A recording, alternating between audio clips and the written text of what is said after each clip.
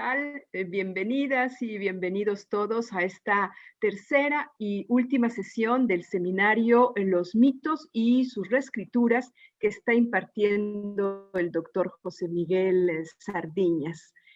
Tuvimos una primera sesión en la que vimos algunos elementos, digamos, básicos de qué es un mito, una leyenda, la mitología, y sobre todo el esbozo de un método para acercarnos a la literatura contemporánea que refiere de alguna manera o de diversas maneras la mitología clásica. Le agradecemos muchísimo al doctor estas luces metodológicas para acercarnos a los textos. Y bueno, después tuvimos la oportunidad de acercarnos un poco más a Afrodita, al nacimiento de Afrodita y a diferentes versiones en algunas narraciones contemporáneas, en algunos poemas maravillosos. Luego vimos a Ifigenia y dos reescrituras del siglo XX, digamos, sobre Ifigenia. Y el día de hoy, tengo entendido, doctor, veremos a Medea, la hechicera, y veremos un texto contemporáneo de Christa Wolf y desde luego la referencia clásica Eurípides y este espacio de la isla de los bienaventurados. Muchísimas gracias, doctor, nuevamente por estas 3 sesiones y con mucho gusto le cedo la palabra. Buenas tardes a todos. Muchísimas gracias, doctora Ana Laura Santamaría. Y entonces vamos a comenzar con los contenidos programados para la sesión de esta tarde, que, como bien usted acaba de mencionar, van a tratar sobre Medea y en particular la Medea de Eurípides, un poco también otras versiones de Medea en la antigüedad, en particular la de Apolonio de Rodas, y una novela contemporánea de Christa Wolf, la escritora alemana. Por cierto, acabo de ver que hay no hay ninguna rata en el programa, está bien, perdón. Y luego vamos a estar hablando de un espacio, no de un personaje, sino básicamente de un espacio que tiene que ver con la concepción griega de la muerte, y es el espacio reservado a los bienaventurados, a los afortunados, a aquellos justos que no habían cometido faltas graves. Vamos a ver qué hace Jorge Luis Borges en el cuento El Inmortal, con esa concepción del mundo, del más allá, eh, en la concepción griega de la muerte, ¿no?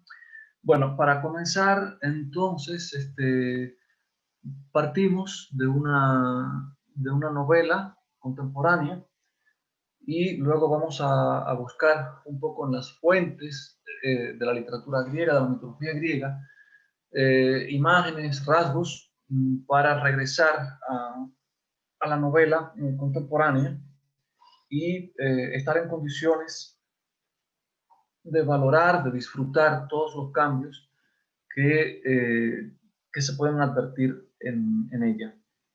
Me refiero a la novela Medea de Christa Wolf,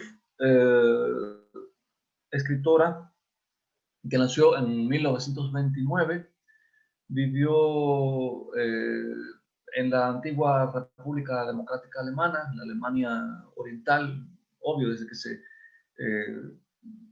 constituyó como país Alemania Oriental, y murió en el 2011 en un país en el que probablemente había nacido también, en la República Federal Alemana. Por, por los hechos, digamos, por los hechos que marcaron la historia, le tocó vivir en un mundo bastante convulso.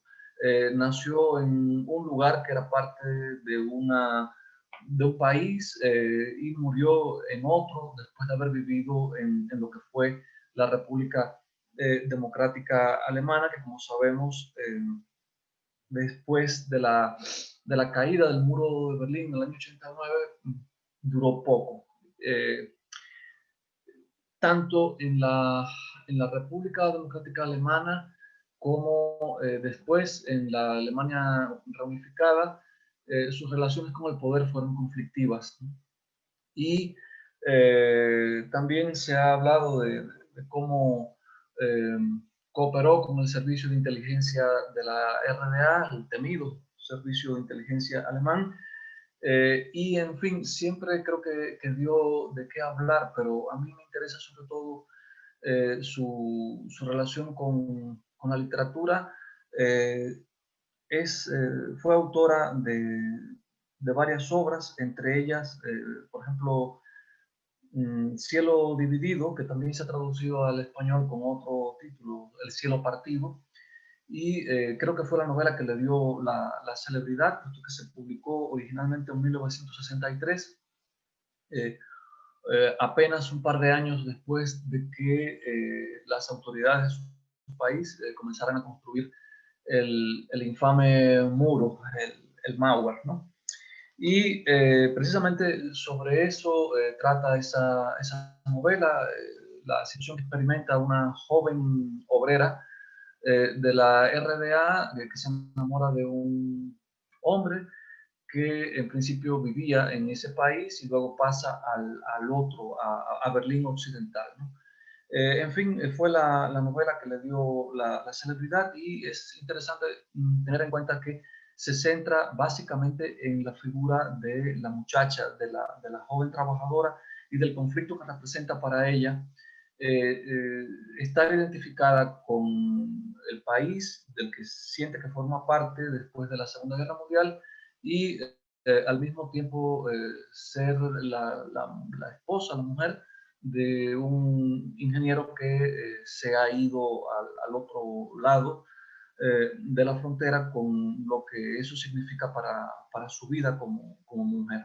A partir de ahí hubo otras novelas, por ejemplo Cassandra de 1983, centrada también en una mujer, en un personaje mujer, en, en la princesa troyana, que por haber rechazado a Apolo sigue conservando el don de la profecía, pero nadie le cree, ¿no? Y que va a terminar, como les comentaba ayer, muerta en el Palacio de Micenas cuando llegue como parte del botín de Agamenón. En fin, es autora de otras novelas, otras importantes novelas, ejerció el periodismo, y esta Medea, Voces, como se titula originalmente en alemán, data de 1996. Es una novela que precisamente ese subtítulo de Voces se le debe a la forma en que está concebida como relato. No está narrada por una voz que recorra todas sus páginas de principio a fin, sino de manera un tanto atomizada por una serie de personajes. Medea, en primer lugar, como era de esperarse, Jasón, Acamante, y otros personajes que forman parte de ese universo de la ficción, Agameda, y cada uno habla desde su conciencia, desde su concepción del mundo, desde su situación en ese complicado espacio en que se desarrolla la obra, que es la ciudad de Corinto, la corte del rey Creonte, y todas las tramas, las intrigas que se están tejiendo, que al final van a dar al traste con la vida y la salud de Medea, ¿no? Entonces, esas son las voces, esa es la estructura básicamente de la novela. Los personajes principales son Medea, Jasón, Agameda, una colquidense que en otro tiempo fue discípulo de Medea, Acamante, el primer astrónomo del palacio de Creonte, Leucón, un corintio que también es astrónomo, Glauce, la hija del rey Creonte y de Mérope, la reina, y hay otros personajes menos importantes como Creonte, el rey de Corinto, su mujer, la reina Mérope, y Finoe, la hija de ambos, que es asesinada y que básicamente va a ser un personaje referido, porque ya en las páginas de la novela aparece como un misterio muy bien guardado, ¿no? Lisa, una colquidense que es compañera, hermana de leche de Medea. Arinna, hija del personaje anterior de Lisa. Circe, la hechicera que ya conocemos desde la Ilíada, perdón, la Odisea, y que es hermana de la madre de Medea, por tanto tía de Medea, y de la cual Medea guarda un recuerdo, puesto que durante su huida desde la Cólquide pasó por allí, estuvo en la casa en el palacio de Circe. Presbón, colquidense también, organizador de los Juegos de Corinto. Telamón, un compañero de Jasón, es uno de los argonautas. Frixo, tío de Jasón. Pelias, Quirón, Mérmero y Feres, que son los hijos de Medea y de Jasón. Oistros, un escultor amante de Medea. Aretusa, amiga de Medea, y el anciano, un cretense amante y amigo de Aretusa. Como ven, hay numerosos personajes en esta novela, y si uno lo compara con la tragedia de Eurípides, bueno, pues notará que muchos de ellos no forman parte de la tragedia, ¿no? Pero hay que destacar como otro rasgo importante de esta novela el hecho de que estas voces eh, evoquen el carácter dramático que en su origen tuvo la obra en Eurípides, ¿no? Es una novela. Hay un cambio de género literario, de tragedia a novela, con todo lo que eso significa, digamos, en el cambio del género estilístico, de la tragedia, que es sublime, a la novela, que es un género, diríamos, básicamente burgués. Puede ubicarse, digamos, como un género medio, similar a ciertas comedias, aunque esto de cómico no tiene nada. Estoy hablando básicamente de los géneros estilísticos, ¿no? Hay un cambio de un género literario a otro, pero se conserva, a mi juicio, como rasgo, como elemento de unión, el carácter eh, coral o vinculado a la oralidad que tiene el teatro, que tiene la tragedia. Y esto también nos permite ver cómo se va tejiendo la intriga, cómo se va la intriga alrededor de Ifinoe, de la niña asesinada, y cómo también la información la van dando varios personajes, cada uno desde su punto de vista. Es una técnica novelística básicamente del siglo XX, y que no tiene realmente nada que ver con la tragedia ática. Pero bueno, vamos a regresar a esta novela dentro de un rato. Ahora simplemente he querido presentarla como el punto de partida para ir a las fuentes, ¿no? Desde su título ya está claramente dicho que va a tratar sobre un personaje que no es alemán, sobre una heroína griega, y por ahí podemos empezar el recorrido, y podemos ir a cualquier diccionario de mitos escritos, publicados por un autor contemporáneo, y la cantidad de información sobre Medea puede ser realmente abrumadora, ¿no? Porque es una de estas heroínas muy, muy famosas y de muy mala fama, además, ¿no? Eso es importante, muy, muy importante. En Carlos García Gual, por ejemplo, leemos la historia mítica de Medea está unida a la de Jasón y los argonautas. Y esto la vincula, desde luego, a una de las grandes empresas colectivas de los griegos, ¿no? A la gran empresa anterior a la guerra de Troya, que es el viaje de los argonautas a la Cólquide. Es la princesa de la Cólquide, maga poderosa y doncella enamorada, que por amor ayudó a Jasón a superar las pruebas terribles y a obtener el famoso vellocino de oro. Pues todo esto es parte de esa saga que tiene que ver con los argonautas, ¿no? Y escapó con él y sus compañeros en la Argo, la nave Argo, hasta Grecia. Luego compartió el destino de Jasón, que no obtuvo el trono de Iolcos, sino que tras la muerte de Pelias se exilió y fue a parar a Corinto. Allí a él se le ofreció una nueva boda con Creusa.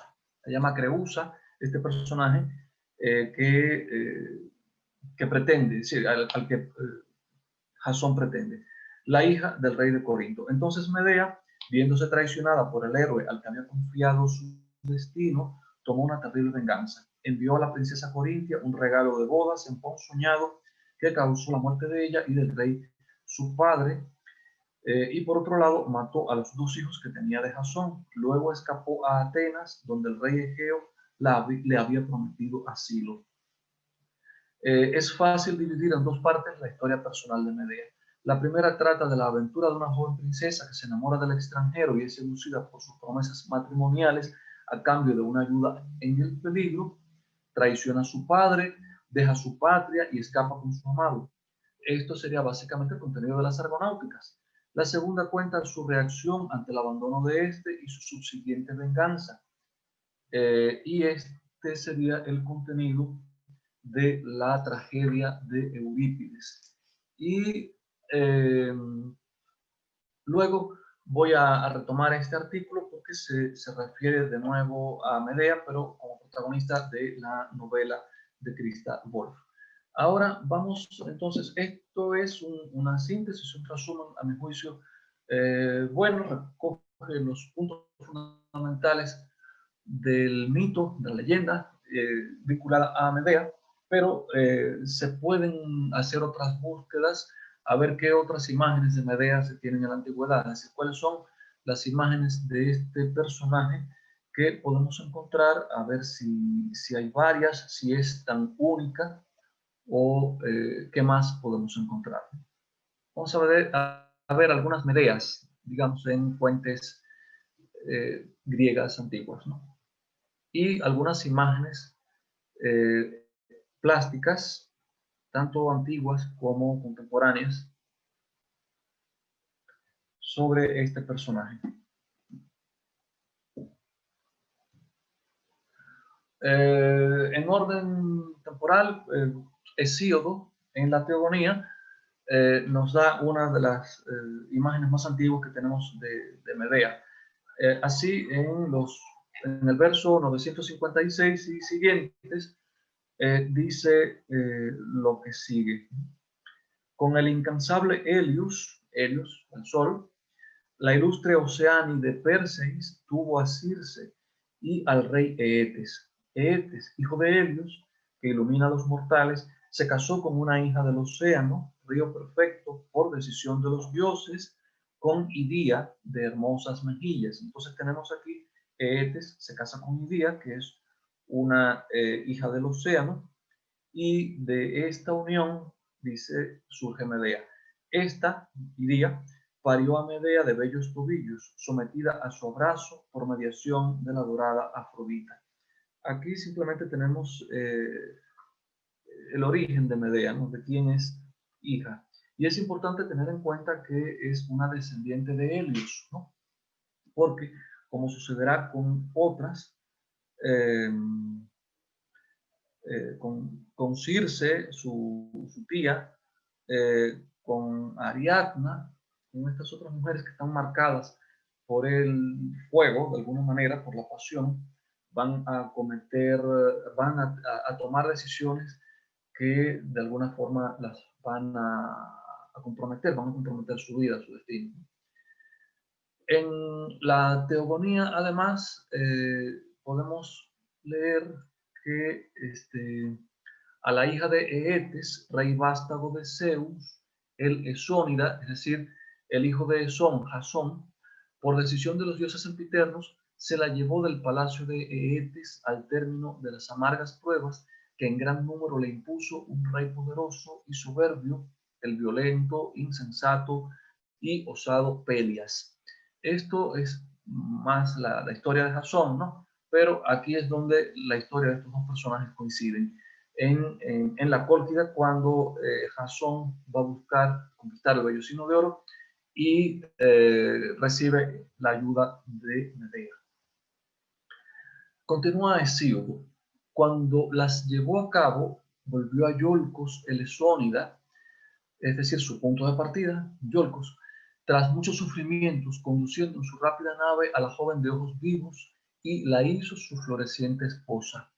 Entonces esta, poseída por Jasón, pastor de pueblos, dio a luz un hijo, Medeo, al que educó en las montañas Quirón, hijo de Filira, y se cumplió por completo la voluntad de Zeus.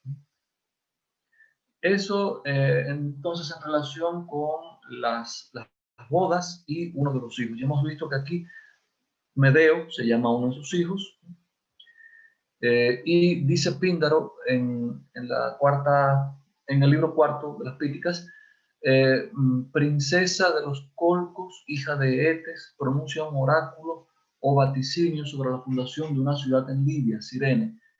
Y esto ocurre durante el regreso de los argonautas. Es otra referencia, digamos, bastante antigua. Aquí la vemos entonces pronunciando un oráculo o vaticinio. Es decir, que aquí ya tiene ese rasgo que también se le atribuye en la tradición de ser una maga.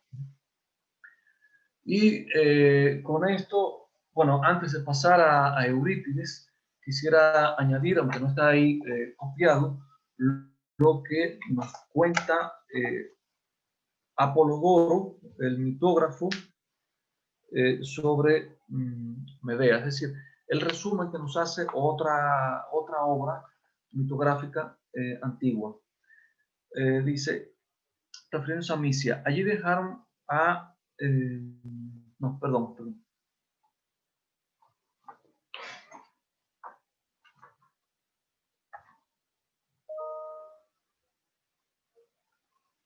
De Esón, hijo de Creteo, y Polimede, hijo de Autor, nació Jasón, que habitó en Iolco, donde reinaba el sucesor de Creteo, Pelias. Este es el origen de Jasón, la otra rama que tiene que ver con Medea precisamente, ¿no?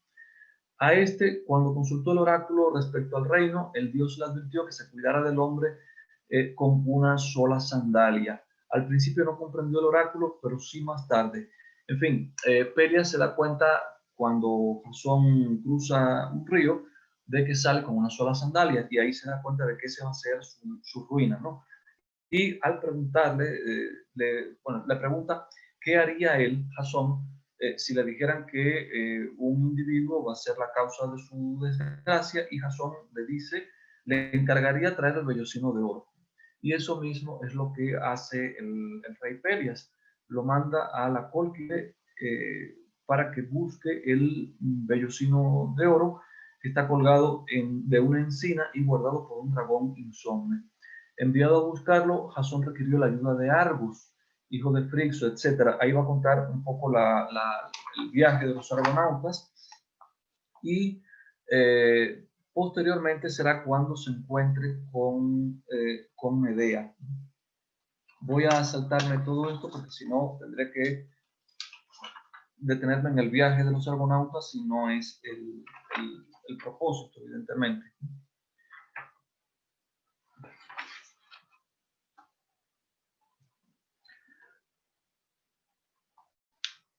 Mientras Jasón cavilaba, ya esto es en la Cólquida, cómo uncir los toros, Medea se enamoró de él. Era una hechicera, hija de Etes y de la Oceánide Idía. Aquí es básicamente una hechicera en Apolodoro, ¿no? Temiendo que los toros destrozaran a Jasón, prometió, sin conocimiento de su padre, ayudarle a uncirlos y conseguir el vellocino si juraba tomarla por esposa y llevarla en su viaje a la Hélade, Grecia. Jasón consintió y ella le proporcionó una droga, diciéndole que untara con ella el escudo, la lanza y su cuerpo cuando se dispusiera a uncir los toros, pues le aseguró que untado con ella durante un día, ni el fuego ni el hierro podrían hacerle daño. Le advirtió que una vez sembrados los dientes, surgirían de la tierra hombres armados contra él, y le aconsejó que viéndolos agrupados desde lejos, arrojara piedras en medio, y que mientras por ello combatieran entre sí, los matara. Jasón, tras oír esto, untado con la droga, llegó al bosque sagrado del templo, buscó a los toros, y aunque lo envolvieron en llamas, los unció. Cuando hubo sembrado los dientes, brotaron de la tierra hombres armados, donde vio muchos juntos, sin ser notado arrojó piedras, y mientras luchaban unos contra otros, se acercó y los mató. A pesar de haber uncido los toros, Eetes no quiso entregarle el vellocino, sino que pretendía quemar la nave Argo y dar muerte a sus tripulantes. Pero Medea, adelantándose, condujo a Jasón por la noche a donde estaba la piel, es decir, el vellocino de oro, y tras adormecer con una droga al dragón que la guardaba, se apoderó de ella y se dirigió a la Argo con Jasón, llevando también a su hermano Absirto, y con ellos a bordo los argonautas zarparon durante la noche.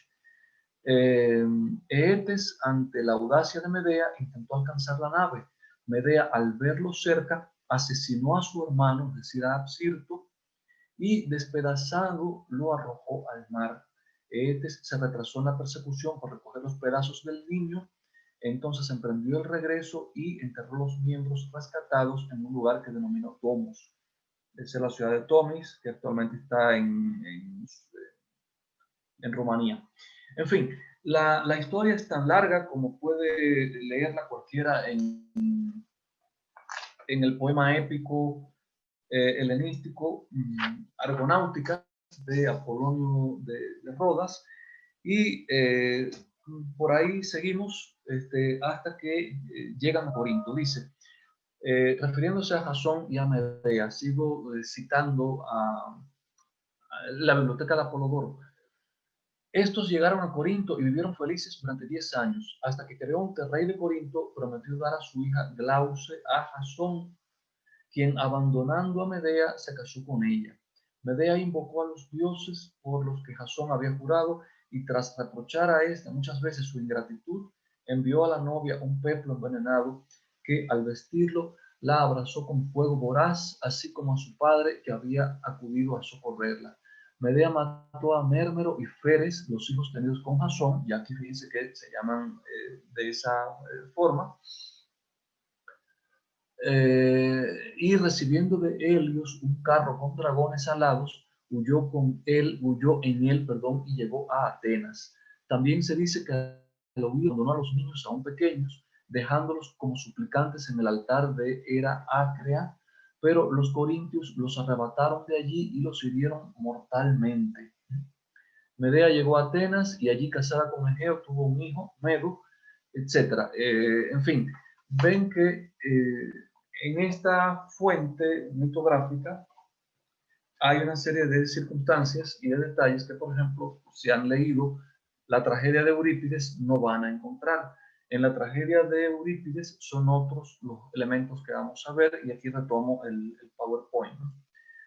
La tragedia se desarrolla en Corinto, ya no tiene nada que ver con la Cólquide, y el tiempo en el que ocurren los acontecimientos, si es que se puede hablar de un tiempo exacto referido a un mito, pero digamos que en esa cronología que podemos ver del mito, es el momento en el que Jasón yace en el lecho real con la hija de Creonte, Glauce se llama aquí, y va a casarse con esta. Medea se lamenta, quiere morir, maldice a sus hijos y se odia a sí misma y odia a Jasón. Es decir, es una mujer poseída básicamente por el odio. Dice, cito textualmente, yo estoy sola en ciudad ajena, ultrajada por un hombre, como botín robado de una tierra bárbara, sin madre, ni hermano, ni parientes para cambiarte de fondeadero en esta desgracia. Y Medea lo que quiere es venganza. Está poseída por el odio y quiere tomar venganza de esas injusticias de las que se siente víctima. Y los antecedentes que podemos deducir están en el prólogo que da la nodriza. Entre las acciones importantes que ejecuta Medea aquí, tenemos que pide ayuda al coro para vengarse de Jasón, que Creonte ordena a Medea irse al exilio de inmediato con sus dos hijos, porque siente que es un peligro para él y su familia. Medea obtiene de Creonte un día de plazo para meditar a dónde irse con los niños. Pobre Creonte no sabía lo que estaba haciendo cuando le dio un día de plazo a Medea. Simplemente le dio la coartada que necesitaba para tramar todo el crimen que iba a cometer. Medea, entre tanto, se entrevista con Egeo, el rey de Atenas, y asegura su refugio. Después de esto, mata a la hija de Creonte y mata a sus propios hijos, como si sucede normalmente en las tragedias griegas. Esta escena de sangre, de patetismo, de pathos, no ocurre frente al público, pero sí es lo suficientemente fuerte como para que se escuche, digamos, el grito de los niños y el horror que está sucediendo fuera de escena. Esto es entonces una síntesis muy apretada de la tragedia de Eurípides. Pero como les había adelantado, y en parte también leído en la biblioteca de Apolodoro, Medea tiene antecedentes, es decir, hay toda una serie de elementos que no están en esta tragedia y que se necesita conocer para tener una idea más amplia de quién es esta mujer, ¿no? Eso lo podemos encontrar en las Argonáuticas de Apolonio de Rodas, un autor griego que vivió en Alejandría de Egipto digamos, vivió en el siglo III básicamente, ¿no? Fue uno de los directores de la Biblioteca de Alejandría y su principal obra es el poema épico Argonáuticas. Ahí en ese mapa pueden ver el trayecto desde la Cólquida hasta, bueno, cruzan el Mar Negro en su huida. Antes, obviamente, han llegado los argonautas desde Grecia a la Cólquida, luego huyen, entran por un río que se supone que es el Danubio, y luego tienen que desarmar los barcos para seguir por tierra, hasta que luego de muchas travesías regresan al mar Mediterráneo, visitan la costa norte de África y después de otra navegación vuelven a Grecia. Como supondrán, un viaje tan largo, tan complicado, es objeto de muchos episodios. En esta nave, por ejemplo, empieza el recorrido, digamos, la nave Argo, en una representación totalmente moderna de película, una foto cualquiera que encontré, pero que puede dar una idea de cómo puede haber sido, al menos para quienes se lo imaginaron, ¿no? Y aquí tienen uno de los más famosos argonautas, que es Orfeo, ¿no? En las argonáuticas específicamente, ¿dónde está Medea? Está en el canto tercero y en el canto cuarto. En el canto tercero tenemos el amor de Medea, es decir, el enamoramiento entre Medea y Jasón, el pacto que hacen, yo te ayudo y tú me llevas. Es decir, que Medea es básicamente cuando Jasón llega a la Cólquide en busca del vellocino de oro, ella es una ayudante mágica, podríamos decir, aunque es humana, le aporta todo el saber de su magia, ¿no? Y a cambio, lo que le pide a Jasón es que se case con ella, que se la lleve, ¿no?, a otro lugar. Y el cumplimiento de las pruebas heroicas por parte de Jasón. Jasón es un héroe que tiene que dar prueba de ese heroísmo y lo hace enfrentándose a estos seres monstruosos de los que hice mención cuando leí el fragmento de Apolodoro. Aunque evidentemente esa ayuda tan grande que recibe hace que uno se pregunte qué tan heroico fue el enfrentamiento con esos animales, con esos monstruos, ¿no? Y en el canto cuarto tenemos la huida de la nave Argo. Ahí va Medea, ahí es donde ocurre la muerte. Ella mata a su hermano Absirto, lo arroja en pedazos al mar, las purificaciones que tienen que buscar luego para no atraerse la ira divina, y muchos otros acontecimientos, ¿no? Aquí algunas imágenes de Medea. Una imagen antigua, tenemos a Medea matando a uno de sus hijos en plenas funciones, como un cuchillo bastante largo, una daga, quién sabe que sea. Otra imagen, en este caso de un fresco pompeyano,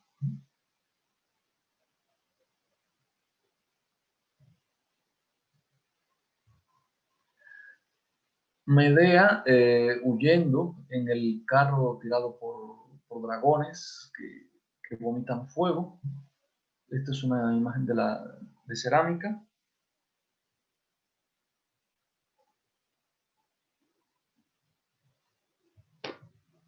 Y algunas representaciones de cómo se han imaginado pintores más recientes a Medea. Aquí la vemos mirando, contemplando a sus dos hijos. Quién sabe qué pensaba en ese momento. A juzgar por lo que tiene en la mano. Aquí Medea furiosa de Eugène Delacroix. Y ahí sí, sin la menor duda, va a cometer el infanticidio. Y esta es otra imagen donde aparece ella en una pose mucho más tranquila con sus dos hijos en sus brazos. Entonces, estas son algunas imágenes, algunos rasgos, algunas caracterizaciones de Medea que podemos extraer de, sobre todo, algunos autores griegos que he mencionado, y lo otro fue básicamente con un valor ilustrativo un poquito más amplio, pero las imágenes que, digamos, más perduran de ella, a juzgar por esas representaciones, tienen que ver, en primer lugar, con su actitud frente a sus hijos, a sus dos hijos, ¿no? Entonces, podemos regresar a la novela de Christa Wolf y voy a leer algunos fragmentos, unas cuantas citas, puesto que ya les había comentado previamente que la información no está condensada, tampoco se va dando de manera lineal, sino que hay que irla entresacando de las distintas voces que van interviniendo en esta obra. En primer lugar, por ejemplo, del fragmento de la primera intervención de Medea,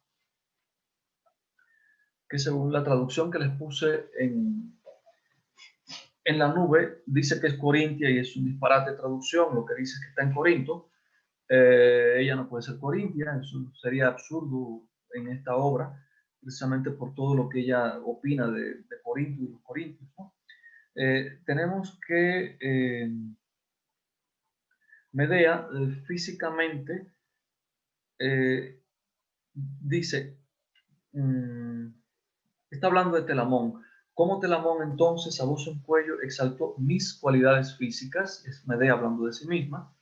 La piel morena, dijo, el cabello crespo que tienen todas las colquidenses y que sedujo enseguida a Razón y a él, por cierto, también. Es decir, a Telamón, que también la pretendía. Es decir, que es una mujer morena de cabello crespo desde el punto de vista físico. Esto es importante teniendo en cuenta el medio en el que se va a insertar, ¿no? Mis ojos como brasas, dijo, ya los conoces, madre. Siempre cuando lo veo recuerdo, en fin, otras cosas, pero tiene ojos como brasas, ¿no? Ojos muy expresivos.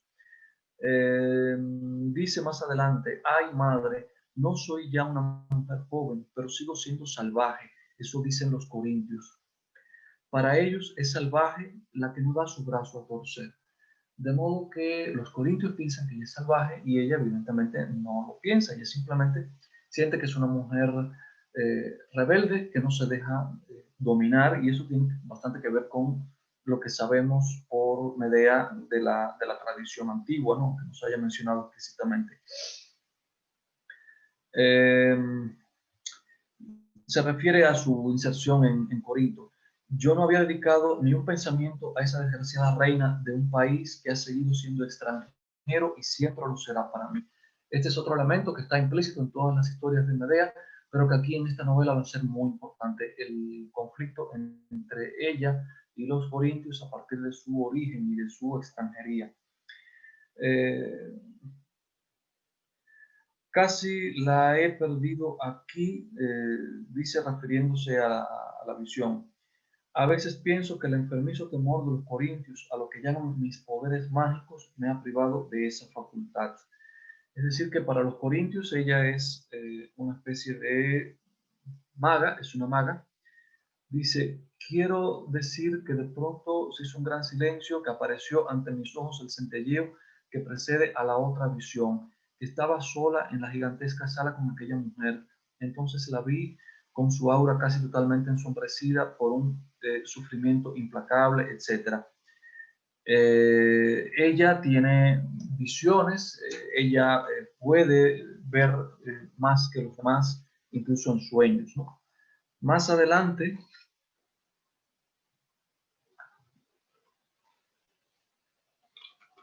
en el fragmento donde se presenta a Jasón, y bueno, en estos primeros fragmentos, como es obvio, hay muchos elementos de presentación porque es la exposición de la novela, y aunque no se lleve a cabo por parte de un único narrador, es razonable que hay toda una serie de requisitos, de necesidades de información que tienen que aparecer en el inicio de la novela, ¿no? Entonces Jasón es quien va a hablar de sí mismo, y también de Medea. Dice Jasón, debe haber irritado, bueno, hablando de Medea, a Camante, porque si no, él no habría resucitado esa vieja historia, además no probada, para pregonarla a los cuatro vientos. De forma que en el consejo me encontré como el último idiota, teniendo que pronunciarme sobre la acusación de que Medea en otro tiempo mató a su hermano. Es decir, aquí Medea es víctima de esa acusación que de creer a Apolonio de Rodas era más que cierta, más que justa. Ella mató a su hermano Absirto. Y es lo que dice Jasón, que tiene que defenderla de eso. Más adelante, en el mismo capítulo, sobre este tema, dice Jasón, decían que Absirto había sido asesinado. Pobre muchacho, despedazado, decían los rumores. Aquello me conmovió. Marcharme, solo pensé en marcharme. Hicimos preparativos para la partida. Entonces Medea me hizo saber que quería verme. Aquella misma noche, se está refiriendo a la noche en que tuvieron que huir de la Cólquida, cerca de Largo, fue allí y me explicó que me ayudaría a conseguir el vellocino, sin darme razones. Luego me indicó cada uno de los pasos que debía dar, como renunciando aparentemente al vellocino y preparando aparentemente mi partida, debía engañar al rey, cómo debía ir al palacio para las libaciones de despedida, cómo se ocuparía ella de que ni los guardianes del palacio ni los del bosquecillo de Ares me molestasen. ¿Por qué no debía temer a la serpiente de la que yo, entre tanto, había escuchado auténticas historias de terror, y así sucesivamente? En fin, Medea lo que está es ofreciéndole el apoyo que ya hemos visto que fue fundamental para que él consiguiera el vellocino de oro. Y como sacerdotisa también la presenta. Ahora me comete otra vez esa imagen que durante todos estos años se ha mantenido bajo la superficie, la imagen más cruel e irresistible que tengo de ella. Medea como sacerdotisa ante el altar de una antiquísima diosa de su pueblo, envuelta en una piel de toro y tocada con un gorro frigio hecho de testículos de toro, insignia de la sacerdotisa con derecho a sacrificar. Y Medea lo hizo. Ante el altar blandió el cuchillo sobre el ternero engalanado y le seccionó la carótida, de forma que él cayó de rodillas desangrándose. Las mujeres recogieron la sangre y la bebieron, Medea la primera, y yo me horroricé al verla sin poder apartar la vista, y estoy seguro de que ella quería que la viera así, terrible y hermosa. La deseé como nunca había deseado antes a una mujer. No sabía que existiese ese deseo que te desgarra, y huí cuando las mujeres, en su embriaguez de sangre, comenzaron a dar con los pies en el suelo y a bailar horriblemente, y supo que no podría marcharme ya sin aquella mujer. Tenía que ser mía. Esto obviamente no lo dice Medea, lo dice Jasón, pero es una imagen muy fuerte de ella como personaje, una de las primeras imágenes que hay en la obra. Más adelante,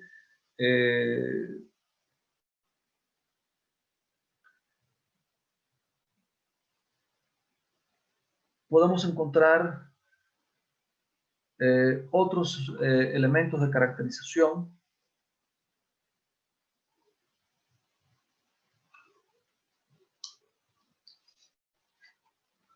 Voy a saltar estos porque no quiero tampoco abusar de la paciencia de ustedes con tantas citas.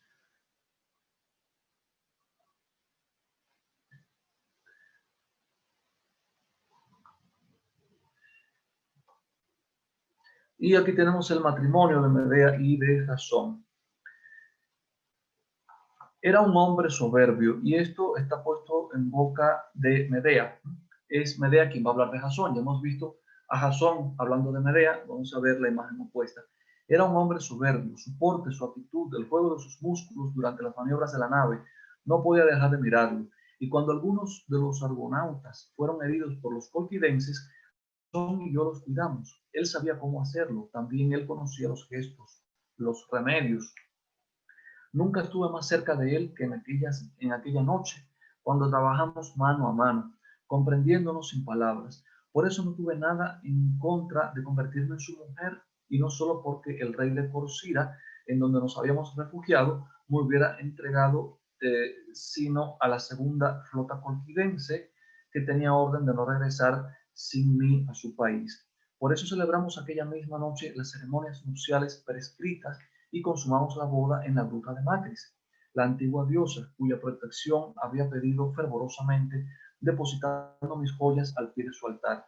Desde entonces no he vuelto a llevar joyas. Esa fue mi promesa a la diosa, que me comprendió. Renuncié a mi rango. Era en sus manos una mujer ordinaria. Así me entregué a Jasón sin reservas, ligándolo a mí. Todavía recuerdo cómo agarré sus hombros cuando él estaba encima, cómo sentí cada uno de sus músculos, su tensión y su feliz relajación. En fin, y por ahí sigue contando esos detalles de su noche nupcial, que si quieren ustedes conocer, pues ahí están en la página 71, página 72. Y Medea tiene un secreto importante en esta novela. Dice, sin embargo, cuando Jasón, fuera de sí de preocupación y miedo, me hace la misma pregunta, y cuando también él trata de obligarme a enmudecer, no me deja fría.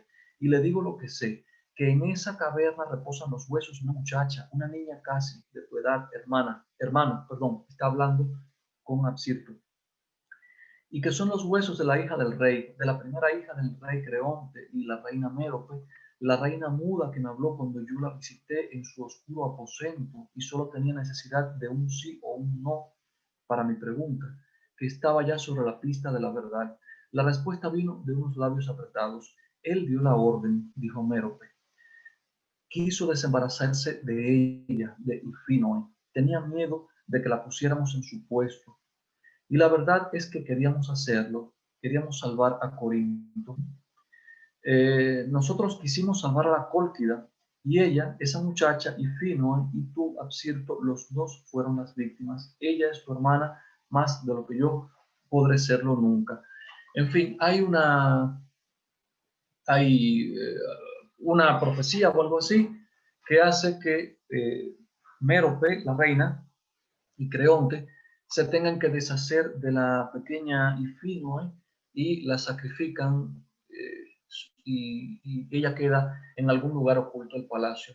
Un poco lo mismo que dice Medea le pasó a Absirto, y durante unas cuantas páginas va a contar ella cómo tuvo lugar el sacrificio tanto de Ifinoe como el de Absirto, y con esto, al contar esto, va a quedar claro que ya no mató a Absirto, ¿no? Voy a tratar de encontrar la cita más breve en relación con esto. También en relación con Glauce, la hija de Creonte, va a definirse en esta obra Medea, ¿no? En cuanto a sus hijos, tenemos una descripción, por ejemplo, de los dos hijos que no aparece, obviamente, en muchas de las fuentes antiguas, ¿no? Dice Mérmero, y lo está diciendo la propia Medea, Mérmero, el mayor, rubio y de ojos azules, al que Jasón ha llamado siempre mi hijo con especial placer, y con el que cabalga durante horas por el país, y al que no se transmite el alejamiento que se ha producido entre nosotros. Y yo me guardo de enturbiar la gran admiración de ese niño por su padre, refreno con firmeza ese dolor.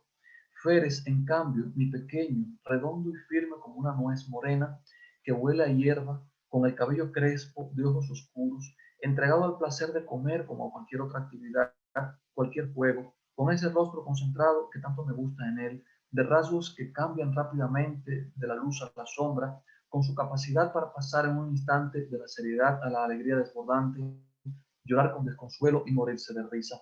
Los dos me asaltaron para que los llevara conmigo a la fiesta y tuve que poner una excusa.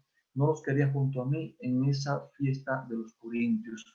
Es evidente por el tipo de descripción que está dando de los dos, el amor que siente ella por esos dos niños, ¿no?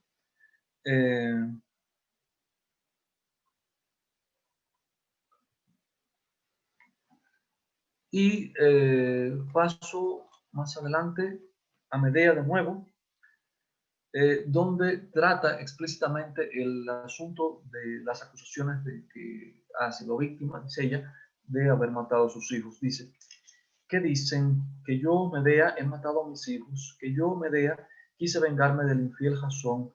¿Quién lo creerá? Me pregunto. ¿No? Arina dice, todos. También Jasón, él no tiene ya nada que decir. Y los colquidenses, todos han muerto, salvo las mujeres de las montañas, y ellas se han vuelto salvajes. Es decir, exactamente lo que era Medea al principio de la obra, después de toda una serie de acontecimientos, digamos, de conflictos en Corinto, ahora resulta que ellas se han tenido que ir a vivir como salvajes, ¿no? Así son las cosas, en eso acaba todo. Se ocupan de que también las generaciones venideras me llamen infanticida. Sin embargo, ¿qué será eso comparado con los horrores que entre tanto habrán conocido? Porque no aprenderemos nunca. ¿Qué me queda? Maldecirlos, los maldigo a todos. Los maldigo especialmente a ustedes, a Camante, Creonte, Agameda, Presbón. Que su vida sea atroz y miserable su muerte, que sus aullidos se eleven al cielo sin conmoverlo. Yo, Medea, los maldigo. ¿A dónde ir? ¿Es imaginable un mundo, una época, en que encuentre mi lugar? No hay nadie a quien poder preguntárselo. Esa es la respuesta. Y este es el fin de la novela. Entonces, podemos retomar ahora sí toda una serie de elementos y darnos cuenta de todos los cambios que han ocurrido en esta novela. ¿Quién es Medea? Sigue siendo básicamente una hechicera, una maga, pero es una extranjera, es una migrante en un país, digamos, que se cree civilizado y que la detesta a ella, pero que sin embargo una ciudad, un poder, el de Creonte y Mérope, que se ha construido precisamente sobre el sacrificio de una niña, de una hija de ellos. En cambio, Medea no ha matado a sus hijos, los ama. En relación con Absirto, su hermano, tampoco lo ha matado ella. Lo mataron unas mujeres presas del furor de la digamos, de un culto religioso. Ella no ha tenido nada que ver con eso, al contrario, ella ama profundamente a su hermano.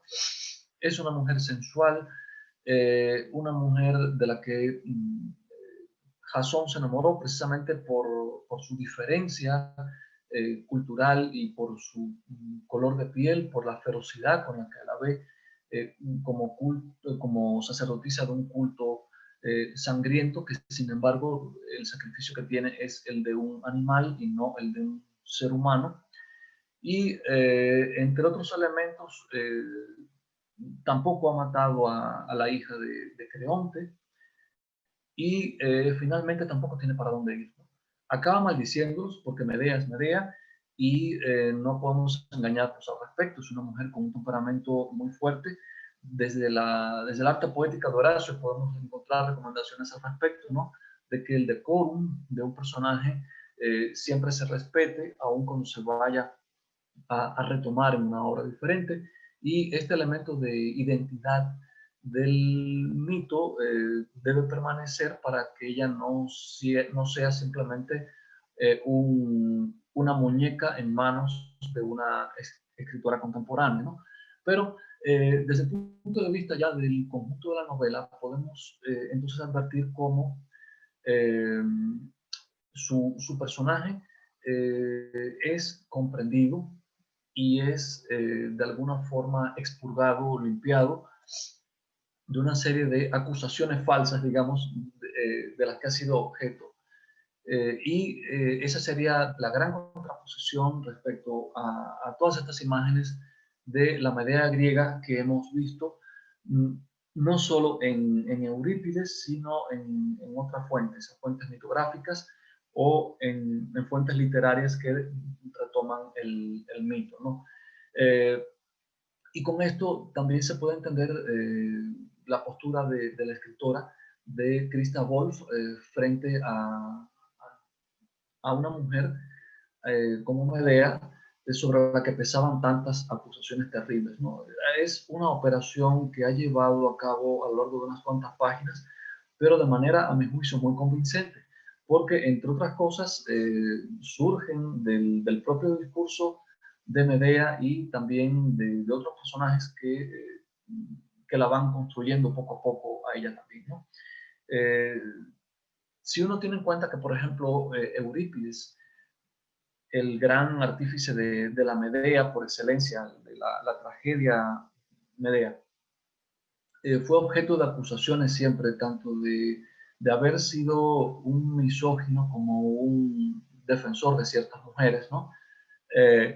Uno puede preguntarse en qué medida la imagen que Eurípides dio fue básicamente la de una infanticida, la de una mujer llena de odio y de venganza, y contrastarla entonces con esta imagen que se atreve a configurar una escritora, una mujer que está replanteándose el mito y que está tratando de, digamos, replantearse incluso las relaciones entre civilización y barbarie, quiénes son los salvajes en esa obra. Si ustedes leen, si tienen la curiosidad de leer la novela completa, se darán cuenta de que si en principio Medea es una representante de ese salvajismo, ella es una mujer de la Cólquida, ha llegado a Corinto desde uno de los confines del mundo griego, y Corinto es la ciudad civilizada, la de las costumbres sofisticadas. Al final Medea sigue siendo una mujer de la Cólquide, pero ha demostrado que los supuestamente civilizados son mucho más salvajes que ella.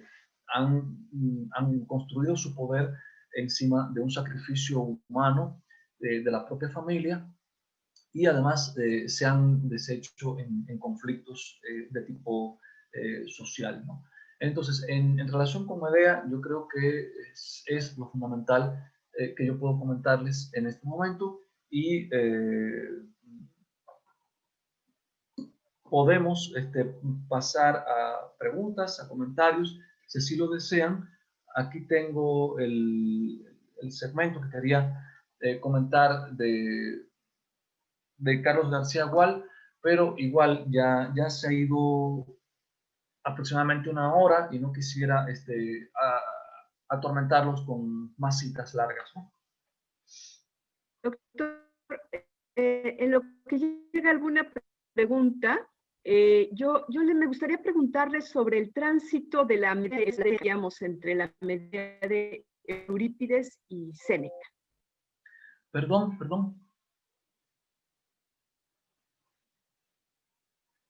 La comparación entre la Medea de Eurípides sí, y la Medea de Séneca. Le preguntaba, ahorita le daré la palabra, y la de Séneca, sí. Si hay un sentido más moralizante en Séneca. Pues sí, porque Medea es un personaje básicamente apasionado, es una exponente de una de esas pasiones terribles. Y sabemos que Séneca como filósofo básicamente estoico, tenía que destacar esa pasión como el origen de las desgracias de Medea.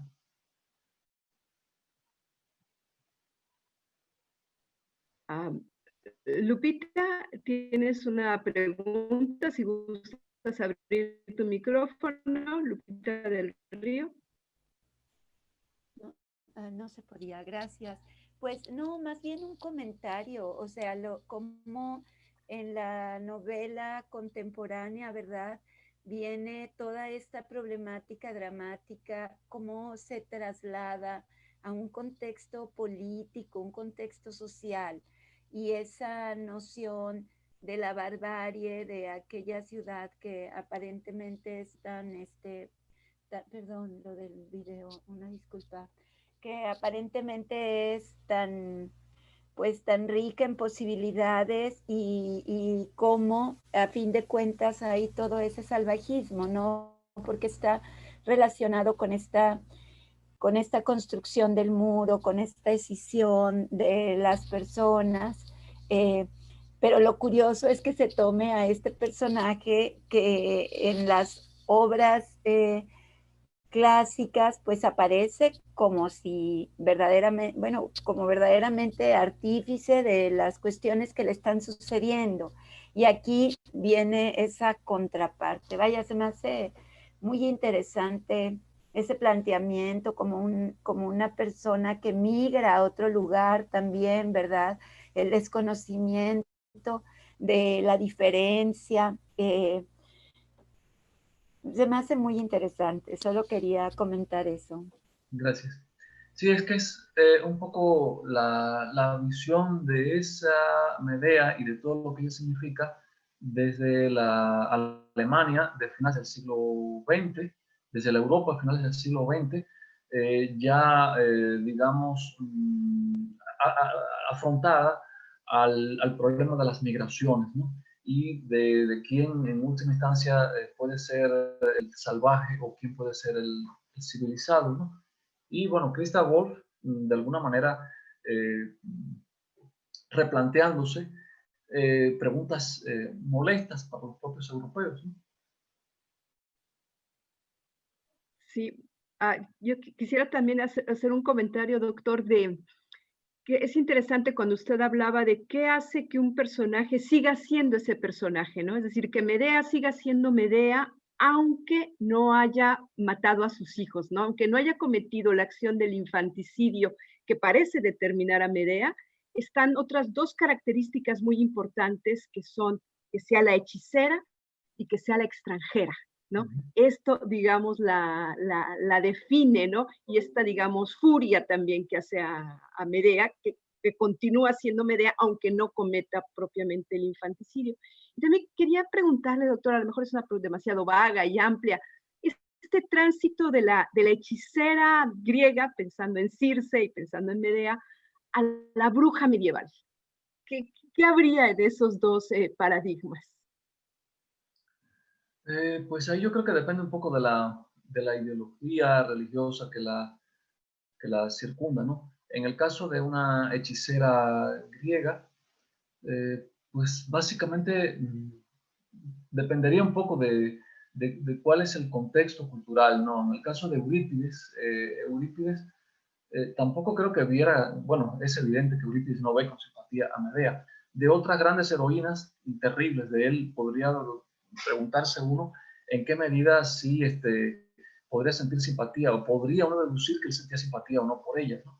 Pero en el caso de Eurípides, que vive ya en una época de mucho racionalismo, probablemente Medea representaba todo ese, digamos, ese mundo irracional, ¿no? Que no podía contenerse. En el caso de la bruja medieval, sí, pues creo que no había manera de salvarla, ¿no? Por donde quiera que se la viera, ya no solo como representante de irracionalismo, que muy probablemente no fuera lo más importante, sino de potencias diabólicas o de cercanía a esas fuerzas que estaban tan alejadas del cristianismo, ¿no? De ahí la condena de la que siempre fue objeto, ¿no? Creo que, digamos que un exponente de ese pensamiento que se lo cuestiona todo, como Eurípides, podía representar a Medea con colores muy fuertes y muy desfavorables, pero al fin y al cabo con la suficiente objetividad artística para que uno pueda verla también como un personaje que en algunos momentos de la tragedia al menos uno comprende que es víctima del cambio de opinión y de sentimiento de Jasón y sobre todo de su oportunismo político, ¿no? Hasta el momento en el que ella decide tomar esas venganzas terribles, en particular la muerte de sus hijos, uno incluso puede entender las razones de Medea, ¿no? Pero no creo, francamente, que las brujas en la Edad Media se pudieran salvar fácilmente, ¿no? No es un terreno en el que me mueva yo con mucha soltura la Edad Media, pero sí, definitivamente cualquier imagen de la bruja medieval que le llegue a uno está condenada, ¿no? Simplificando mucho, tal vez podríamos decir que Medea no deja de ser una heroína trágica y las brujas serán siempre villanas. Sí, exactamente. Medea tiene la grandeza de una heroína trágica. Simpática o no, y a mí no me simpatiza lo más mínimo en la tragedia de Eurípides, tiene esa grandeza, ¿no? Y por el contrario, cuando uno lee la Medea de Christa Wolf, puede quedar totalmente identificado con ella. Si alguien tiene problemas con la Medea de Eurípides, le aconsejo que lea la de Christa Wolf y se va a reconciliar con Medea, y es como si la hubieran hecho pasar por una purificación enorme, mucho más grande que la que Circe le puede haber dado, ¿no? Gracias. No sé si hay alguna otra pregunta en relación con este tema. Pues parece que no, doctor. Si gusta, No. nos vamos con los bienaventurados. Bueno, un espacio mucho más tranquilo, más hermoso que el de las tragedias de Eurípides, donde sabemos que la sangre era muy frecuente, ¿no? Bueno, en este caso vamos a hablar, vamos a partir de un texto contemporáneo, el cuento de Borges, el Inmortal. El Inmortal es un cuento que pertenece al libro El Aleph de 1949, aunque se publicó poco antes como cuento independiente con el título de Los Inmortales. ¿Y de qué trata este cuento? Dice, en Londres, a principios del mes de junio de 1929, el anticuario Joseph Cartaphilus de Esmirna ofreció a la princesa de Misange los 6 volúmenes en cuarto menor, 1715-1720, de la Ilíada de Pope, es decir, de la traducción que hace Pope de la Ilíada de Homero, ¿no? La princesa los adquirió, al recibirlos cambió unas palabras con él y va a caracterizar a este individuo que se ha presentado como Joseph Cartaphilus y que se dice que es de Esmirna, ¿no? Luego vamos a pasar al original. Es decir, este señor le ha entregado una edición de la Ilíada de Homero, donde se encuentra un manuscrito y dice el narrador de esta parte del cuento que está redactado en inglés y abunda en latinismos y que va a ofrecer una versión literal. Esto es la presentación, digamos, de un texto, supuestamente un manuscrito, que el narrador de la primera parte del cuento ha traducido. Y entonces el núcleo narrativo principal, la historia principal, no es la primera, que quedaría así como una historia de Marco, sino la segunda, que va a terminar poco antes del final del texto, porque el texto también consta de una postdata, supuestamente de 1950, sabemos que no, que eso es un juego de tiempo de los tantos que hacía Borges, porque la publicación del cuento es anterior, y entonces en esa postdata se va a referir a una serie de elementos de carácter crítico sobre el manuscrito, pero el contenido, digamos, de núcleo del cuento sería este texto, este manuscrito o supuesto manuscrito, que consta de varias partes, está dividido en 5 partes con números romanos, y esta parte del cuento está narrada en primera persona. Dice que yo, primera persona, que yo recuerde, mis trabajos empezaron en un jardín de Tebas, Hecatónfilos, cuando Diocleciano era emperador. De modo que este personaje empieza diciendo que yo recuerde, y esto va a ser importante, porque su memoria va a tener que ser muy rica para retener todos los acontecimientos en los que va a intervenir. Y sitúa ese inicio de su biografía, digamos, en Tebas Hecatónfilos, Tebas, la de las 100 puertas, en tiempos de Diocleciano, del emperador romano Diocleciano. Esto nos está ubicando entonces en un espacio y en un tiempo determinados, en tiempos del Imperio Romano. Yo había militado sin gloria en las recientes guerras egipcias. Yo era tribuno de una legión que estuvo acuartelada en Berenice, frente al Mar Rojo. Es un militar romano. Y me voy a saltar algunas partes, evidentemente, de este texto, que yo creo que cualquiera puede leer con muchísimo gusto, porque su estilo es una de sus grandes virtudes, ese estilo lírico que tenía Borges en los primeros cuentos de la década del 40, el 50, y lo importante aquí sería que se encuentra con un personaje que viene del oriente, de lo más lejano del oriente. Un jinete rendido y ensangrentado venía del oriente. A unos pasos de mí rodó el caballo. Rodó del caballo, decía. Con una tenue voz insaciable me preguntó en latín el nombre del río que bañaba los muros de la ciudad. Le respondí que era el Egipto, que alimentan las lluvias. Otro es el río que percibo, replicó tristemente, el río secreto que purifica de la muerte a los hombres. Es decir, está buscando el río que otorga la inmortalidad, ¿no?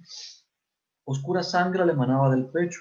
Me dijo que su patria era una montaña que está del otro lado del Ganges, y que en esa montaña era fama que si alguien caminaba hasta el occidente, donde se acaba el mundo, llegaría al río cuyas aguas dan la inmortalidad.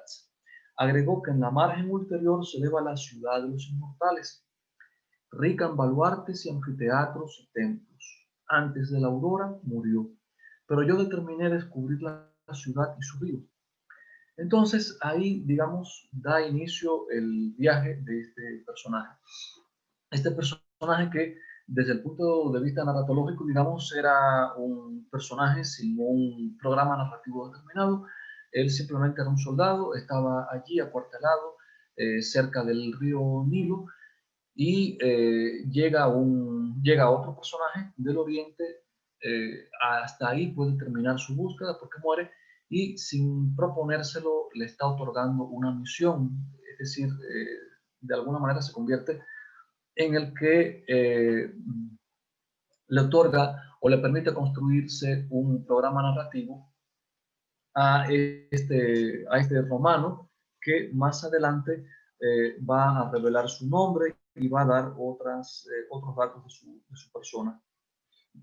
Este personaje, Marco Flaminio Rufo, tribuno militar de una de las legiones de Roma, emprende entonces el viaje hacia la ciudad de los inmortales. Y aunque está en perfecto español, no tiene ningún nombre en otra lengua. Sin embargo, por referencias que acompañan a esa ciudad de los inmortales, es decir, un tribuno romano, otra época, Tebas, una ciudad de Egipto, podemos empezar a hacer la búsqueda, ¿no? ¿Qué relación guarda esto con el mito? Puesto que podemos decirlo así, es parte de un mito, de toda una narración que remite hacia el occidente del mundo conocido por griegos y romanos, la existencia de un espacio donde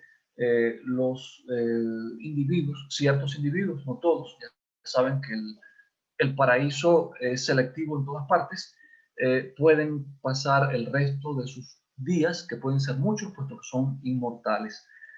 Entonces, haciendo búsquedas, uno puede pasar horas y horas en los diccionarios y me temo que va a encontrar relativamente poco. Si buscan por Ciudad de los Inmortales, probablemente no encuentren nada. Entonces, otra de las estrategias que uno tiene que aprender a usar cuando quiere encontrar esa información es tener mucha paciencia y auxiliarse en principio de cualquier método para ver qué otras fuentes puede buscar, ¿no? Isla de los Bienaventurados, Islas Afortunadas, Insulae Fortunatae, les dicen en latín, Campos Elíseos o Elíseos, acá por convertirse en español en Campos Elíseos, con E, supongo que por influencia del francés, pero en griego y en la tradición que remite a ellos es Campos Elíseos, con I al final, ¿no?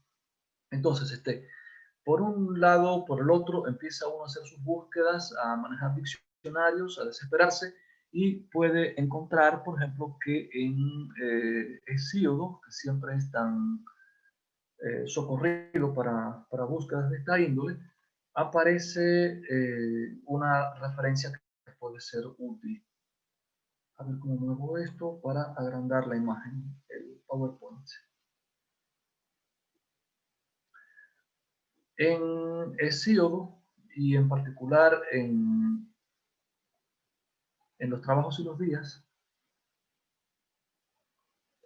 a propósito de Prometeo, podemos encontrar referencias al mito de las edades. Es un mito muy hermoso y que también ha sido objeto de reescrituras, ¿no?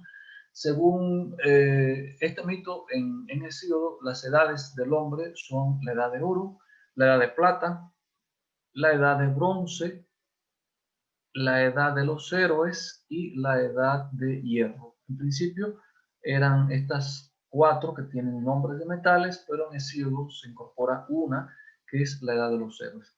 La edad de oro se desarrolla en tiempos de Cronos. Los hombres eran felices, vivían libres de preocupaciones, tenían abundancia de todo tipo y morían como sumidos en un sueño. Después que la tierra sepultó a esa raza, esos hombres se volvieron démones benignos, protectores de los mortales. Pero esa edad es muy antigua y obviamente terminó. Luego tenemos la edad de plata. Ya es una estirpe creada por los dioses después de la anterior, de la edad de oro, y aquí ya hay violencia. No querían adorar a los dioses y por eso Zeus los hundió en la tierra, donde son mortales bienaventurados y gozan de cierta consideración. Pero ahí tampoco encontramos ese mundo de los bienaventurados, ¿no? En la edad de bronce ya tenemos hombres que no son creados por los dioses, sino nacidos de los fresnos, y son terribles, son vigorosos, profundizan la violencia, puesto que viven en guerra, y habitan casas de bronce. Todos murieron y pasaron en el anonimato al mundo de Hades. Aquí tenemos entonces este submundo, que es el mundo de Hades. Pero en la edad de los héroes, que ya son semidioses y que son más justos y virtuosos, y que precedieron en el tiempo a la generación de Hesíodo, tenemos que entonces, al morir, Zeus les ha concedido a estos héroes habitar en la isla de los bienaventurados, que dice Hesíodo, está junto al océano, bajo el reinado de Cronos. Y también hay que tratar de imaginarse cuál es la noción que tienen del océano los individuos en la época de Hesíodo. No podemos imaginar que es esa masa de agua en un planeta redondo que tenemos ahora, ¿no? Las concepciones de la geografía y de qué significaba el océano, incluso un río para muchos de ellos, se han modificado con el tiempo. En fin, la última de las edades es la edad de hierro y es en la que vive el autor. Es una edad de miseria y de fatigas, de injusticias y de envidia. Parece que no ha terminado esa edad, porque después de ella no se dice nada, ¿no? Ovidio también nos habla del mito de las edades en Metamorfosis y no aporta algo en particular a este asunto de la isla de los bienaventurados, ¿no? Estas son imágenes de la Edad de Oro, no voy a mostrarlas porque no tratan exactamente sobre lo que me interesa. Bien, después de Hesiodo, podemos encontrar algunas referencias aisladas también en un poeta del siglo V, Píndaro, y Píndaro en una de sus odas olímpicas, en la segunda olímpica, dice lo siguiente: cuantos osaron, en cambio, morando 3 veces en uno y otro lado, mantener por entero su alma alejada de la injusticia, recorren el camino de Zeus hasta la torre de Crono. Allí, con sus soplos, las brisas oceánicas envuelven la isla de los bienaventurados, y flores de oro relucen, unas de la tierra nacidas de fúlgidos árboles, y otras el agua las cría, con cuyas guirnaldas enlazan sus manos, trenzan coronas, según la justa decisión de Radamanto, a quien tiene como asesor suyo dispuesto el gran padre, es decir, Zeus, el esposo de Rea, que ocupa el trono más alto entre todos. Peleo y Cadmo, en medio de ellos, se cuentan honrados, y después que con plegarias el corazón de Zeus ablandara, aquí trajo a Aquiles su madre, Aquiles que a Héctor derribó de Troya inexpugnable e impertérrita columna, y a Signo a la muerte llevó, y al etíope hijo de Eos. En fin, hasta ahí la cita. Lo importante en este caso es el aspecto que tiene quienes viven aquí, ya aquí en esta traducción al menos, aparece con un nombre de isla de los bienaventurados, es una isla, ahí viven los felices, los dichosos. ¿Cómo viven? ¿En qué ambiente de relajamiento, de dulzura?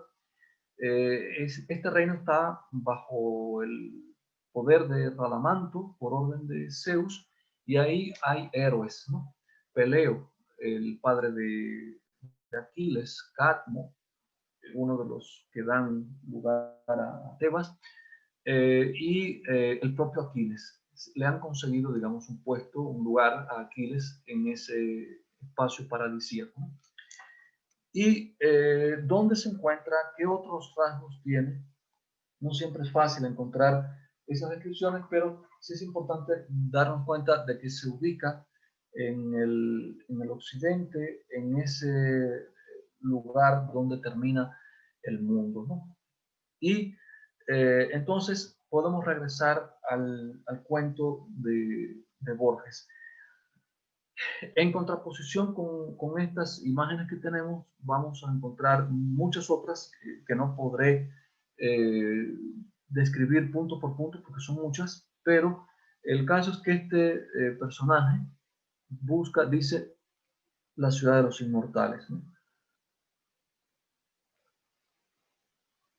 Interrogados por el verdugo, algunos prisioneros mauritanos confirmaron la relación del viajero. Alguien recordó la llanura elísea, es decir, los campos elíseos, en el término de la tierra, y este sería otro elemento importante para hacer la búsqueda, ¿no? Donde la vida de los hombres es perdurable. Alguien, las cumbres donde nace el Pactolo, cuyos moradores viven un siglo. En Roma conversé con filósofos que sintieron que dilatar la vida de los hombres era dilatar su agonía y multiplicar el número de sus muertes. Ignoro si creí alguna vez en la ciudad de los inmortales. Pienso que entonces me bastó la tarea de buscarla. Flavio, procónsul de Getulia, me entregó 200 soldados para la empresa. También recluté mercenarios que se dijeron conocedores de los caminos y que fueron los primeros en desertar. Los hechos ulteriores han deformado hasta lo inextricable el recuerdo de nuestras primeras jornadas. Partimos de Arsinoe y entramos en el abrasado desierto, es decir, está en Egipto, en Tebas, y si va hacia el occidente podemos imaginar que está cruzando el desierto del Sahara, ¿no? Atravesamos el país de los trogloditas que devoran serpientes, etc. Fatigamos otros desiertos donde es negra la arena, donde el viajero debe usurpar las horas de la noche, pues el fervor del día es intolerable. Están cruzando el desierto, es un espacio, como se supone, difícil de día, difícil de noche. De lejos divisé la montaña que dio nombre al océano. En sus laderas crece el euforbio que anula los venenos. En la cumbre habitan los sátiros, nación de hombres ferales y rústicos inclinados a la lujuria. Proseguimos la marcha, pues hubiera sido una afrenta retroceder. En fin, enfrentan otras dificultades. Buena parte de sus hombres muere, otros huyen y poco a poco sigue este hombre atravesando territorios inhóspitos en busca de esa ciudad de los inmortales.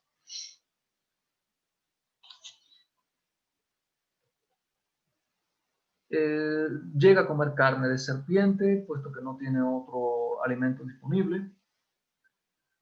La codicia de ver a los inmortales, de tocar la sobrehumana ciudad, casi me vedaba dormir.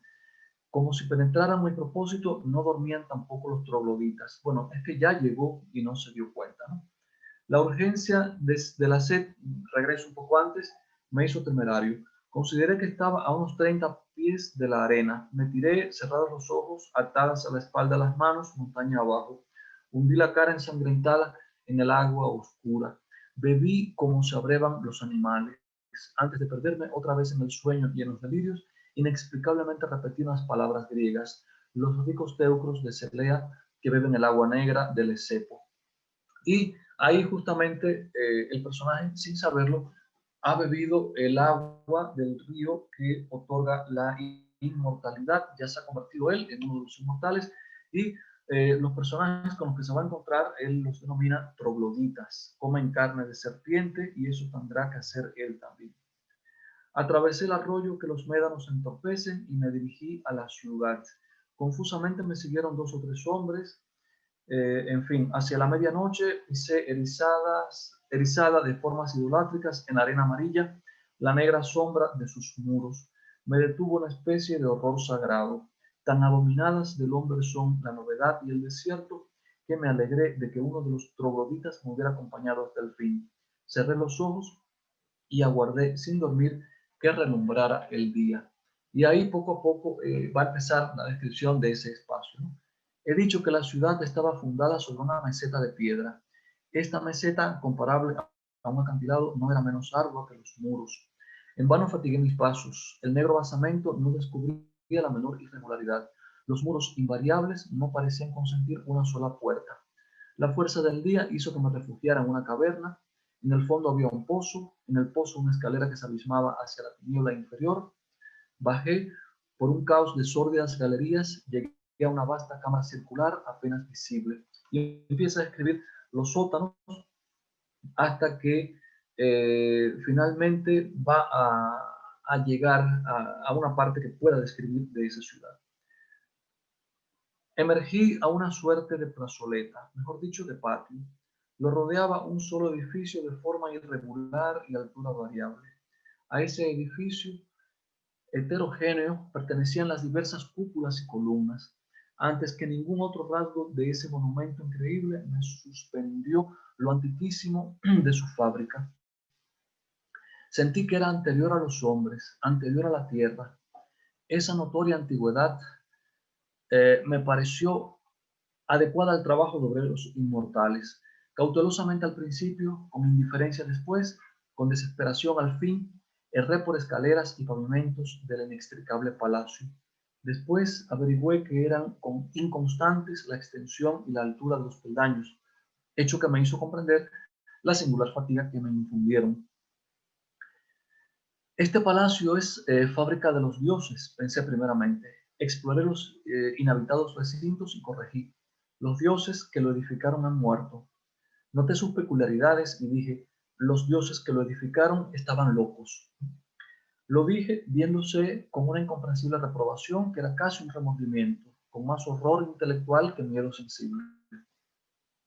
A la impresión de enorme antigüedad se agregaron otras, la de lo interminable, la de lo atroz, la de lo complejamente insensato.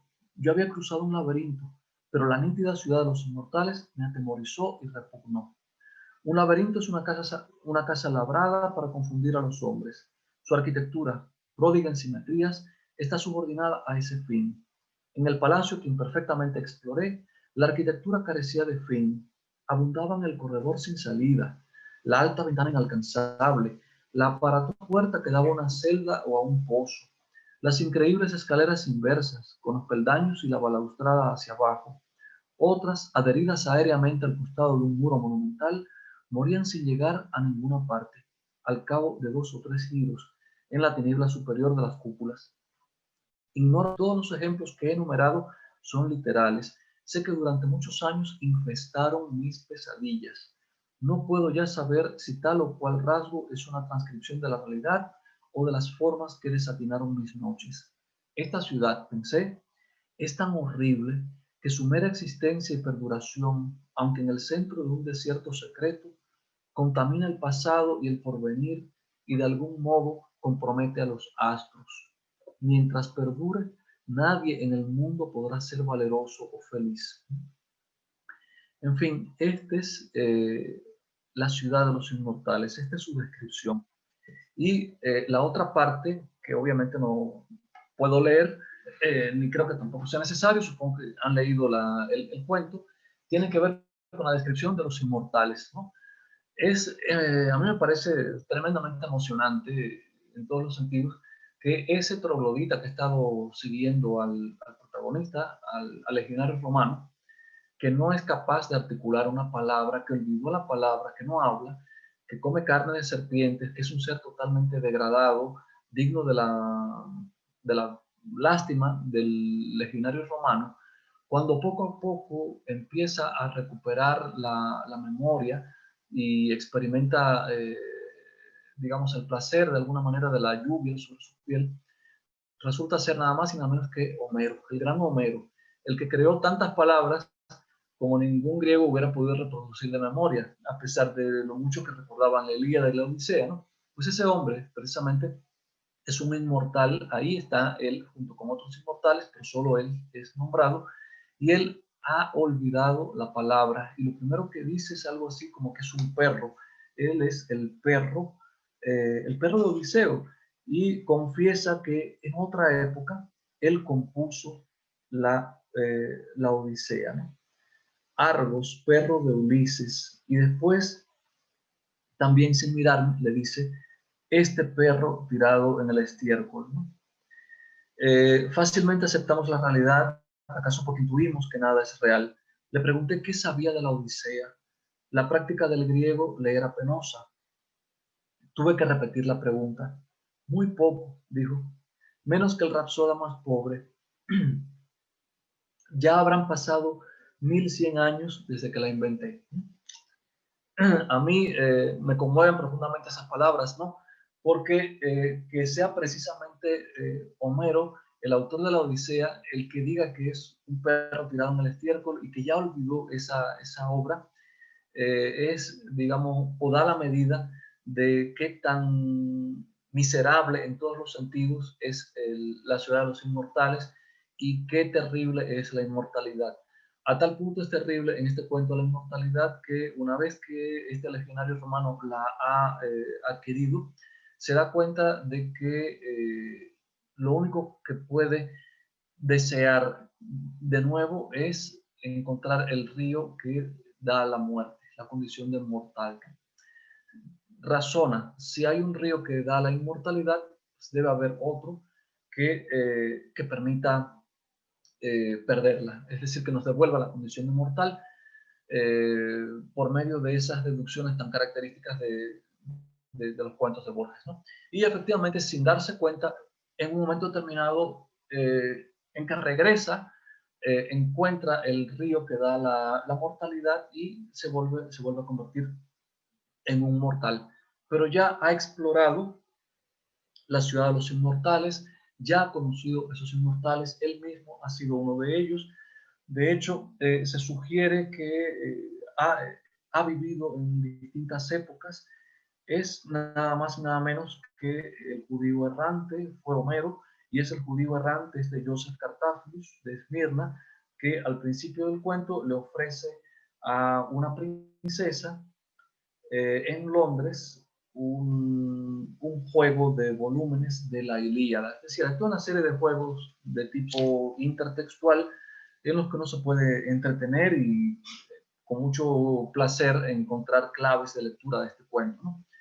Pero al final lo que resulta es que hemos tenido acceso a una visión de qué es la inmortalidad, de qué es la ciudad de los inmortales, y ese mito por el que tanto suspiraron individuos de todas las épocas. Y recordemos, por ejemplo, que cuando la conquista y colonización de América, el mito de la ciudad de los inmortales también vino con los europeos a América, y que se dedicaron durante mucho tiempo a buscar la fuente de la inmortalidad, la fuente de la eterna juventud.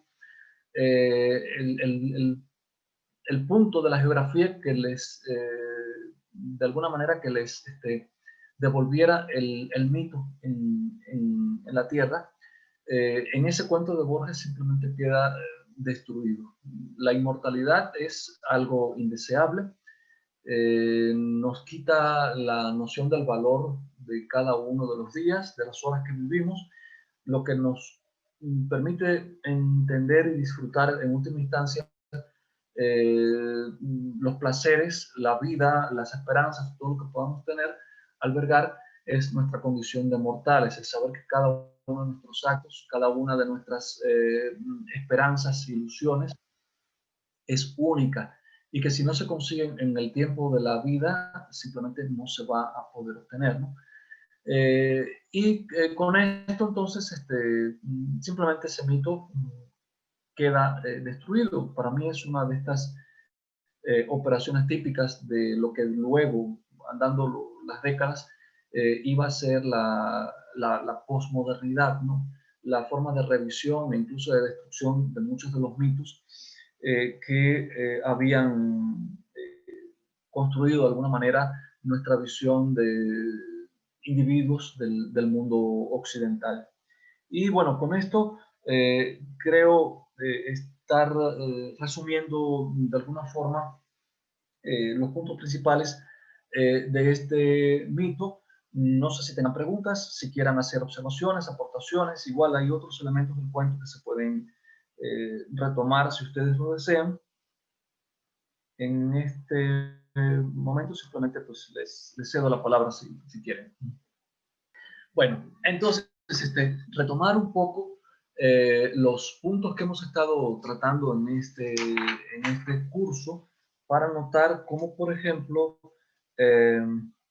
estos personajes, estos mitos y muchos otros que naturalmente no hemos visto, han servido a distintos escritores para reescribir en general, no siempre para reproducir en sus puntos esenciales los rasgos del mito, los valores que los mitos y los personajes traen asociados.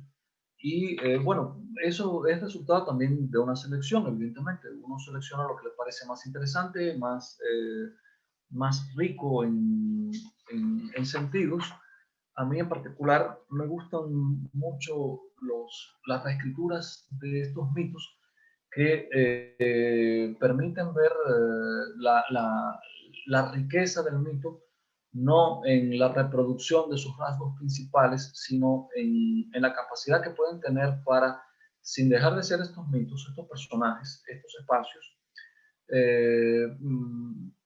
permitirle a un escritor, a un pintor, a un dramaturgo, decir cosas que se corresponden con su pensamiento, con sus ideas, con sus opiniones de individuos que son parte de su época, ¿no? Que les permiten, sin traicionar los rasgos fundamentales de un personaje griego, llegar a mostrarlos en otras aristas, con otros rasgos de personalidad. Es decir, cómo se mueven en ese ámbito o en ese rango que les permite la flexibilidad del mito, desde la modificación de un simple rasgo, uno solo a veces, hasta la reescritura casi total de un mito, ¿no? Como por ejemplo en el caso de la isla de los bienaventurados, de la que Borges nos da esta imagen terrible, uno puede llevarse quizá la peor opinión, ¿no? Entender que ese mito que para otros y en otra época resultó un deseo, para un hombre del siglo XX puede significar simplemente la negación de ese deseo.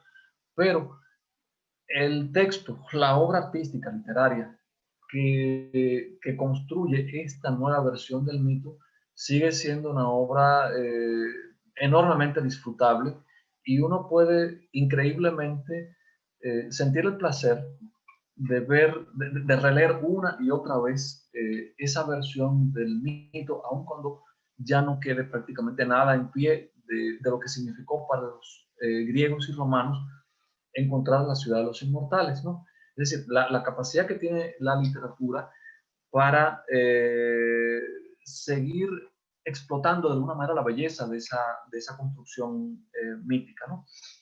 O cómo se pueden apoyar en discursos aparentemente cerrados, estereotipados, que constan de muy pocas partes, como puede ser el mito de Ifigenia, por ejemplo, o la propia Medea, que por más que uno trate de encontrarle demasiados rasgos en Eurípides, se reduce a muy pocos.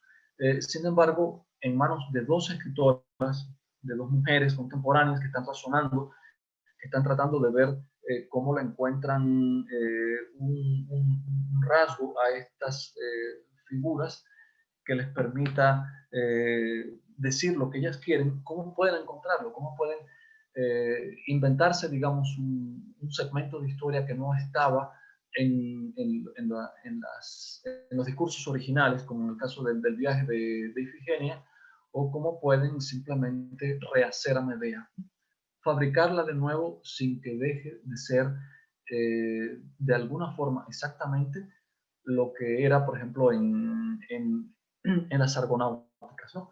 La capacidad que por una parte tiene el mito de ser flexible, pero también la que le encuentran escritores creativos para decir lo que quieren, apoyándose por una parte en el prestigio de estas construcciones míticas, pero también en la capacidad que tienen para permitir decir cosas que a veces es difícil de decir o que no se quieren decir de manera directa. No he tratado, por ejemplo, obras que recuperan mitos para hablar de cuestiones políticas en épocas en que hablar de política es muy complicado. Pero si uno lee, por ejemplo, las obras de teatro que escribió Jean Anouilh y que se corresponden precisamente con la ocupación alemana de Francia, o la versión que escribió Antoine Arrufat en Cuba a principios de la década de 1960 de la tragedia de Esquilo, de los 7 contra Tebas, se puede dar cuenta de que la tragedia griega, o muchos de estos mitos, tienen también una capacidad increíble de seguir generando discursos políticos, y discursos que a veces se solapan, que logran pasar opiniones que burlan a la censura,